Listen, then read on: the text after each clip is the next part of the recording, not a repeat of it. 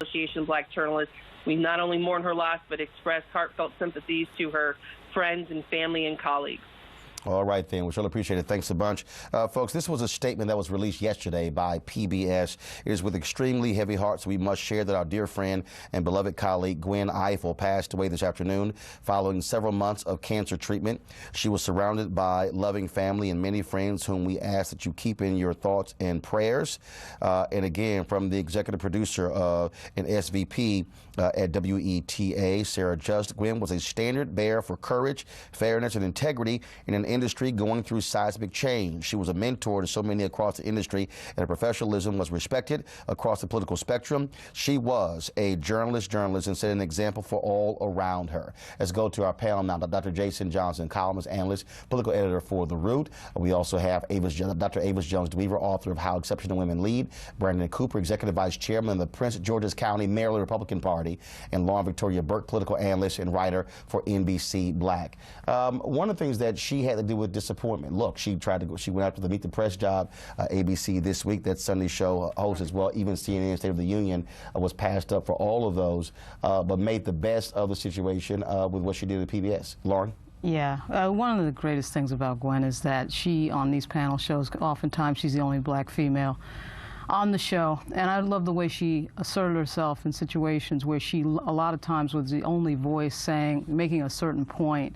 You know, a lot of times with all male panel, really having to assert herself. All male, typically all white. Right, exactly. And the other thing is, you know, it's amazing that this happens at this time where we have all this journalism that is based on opinion and political activism and, you know, Breitbart, et cetera, and so on, because what Gwen was doing was straight objective journalism, which is extremely hard to find these days, to say the least. Jason. Not only that, I think of two things. One, seeing her moderate that debate in 2004. And just how that was one of my parents called me and family members called me and were like, there's a black lady who's asking tough questions of Dick Cheney. And we still have those points. We still have those run downstairs, I can't believe this is on TV moments.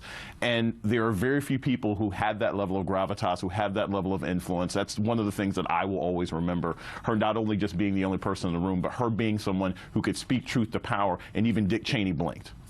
Go ahead, Avis. Yeah, I mean, it's beautiful to really reflect on her competence, her brilliance, and the way in which she just carried us all in terms of making us see someone we could be proud of each and every day, from the integrity that she really stood by throughout her entire journalistic career. And also at one point, you're talking about 2004 debate, I think she was fair on both sides, and I think that's one thing that she remembered for. Right. One question from that debate that really sticks out in my mind when she asked about HIV rates in the black community, particularly the female black community. Yes. And Dick Cheney had no answer at all. John Edwards tried to pivot to HIV in Africa and Sudan genocide, and she just went to, okay, we'll move on. And that just embodies how she was fair and class and just, you know, bringing up issues that normally don't get a presence on the national stage. Absolutely. One of the things that we often joked about, so in 2000, we were at the Democratic National Convention in Los Angeles, and it's the night that Vice President Al Gore accepts the nomination.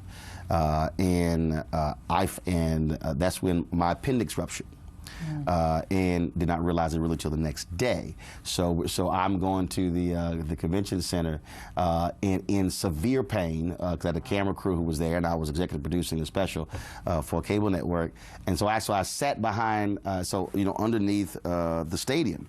So I sat behind Gwen and her producer, in this pain, and eventually left to go back to the hotel. And so every time Gwen and I would see each other, we would joke about that, and I would always double check to make sure there are no exploding body parts with her around, because she provided her brother some comfort there, and so that was always something we always would joke about when I would see her, and I would say, look, I don't need to be around you, Gwen, because I don't want to sit here and have something all of a sudden perforate because you're near. But again, I think that one of the things that also that is difficult for us to deal with. You talk about black journalists. We've lost a significant number of African-American journalists over the last couple of years, relatively young. We just lost a brother with a columnist out of Detroit, 56 years old. We think about Brian Burwell also, who was in his 50s, and the list goes on and on. So it's been very difficult for, because there are very few African-Americans who are ascending to these high-level positions.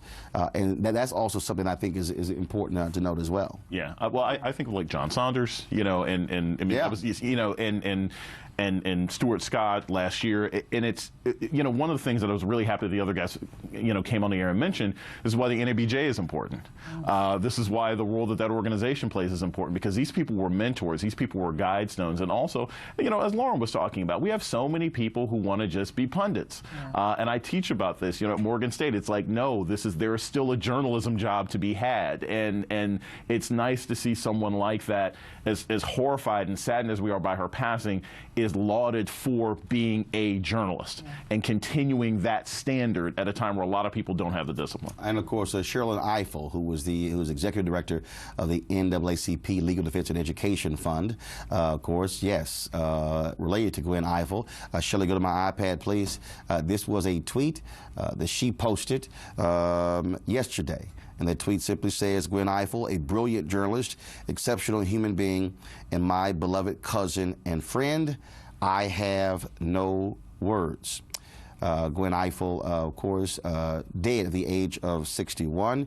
And typically, when in newspaper, when there's a story that you are finished, the old school way you would do it, you would end the story -30 which signified in the copy that is the end of the story, and we'll simply fade to black. This is News 1 Now, TV 1. Gwen Ifill, dead at the age of 61.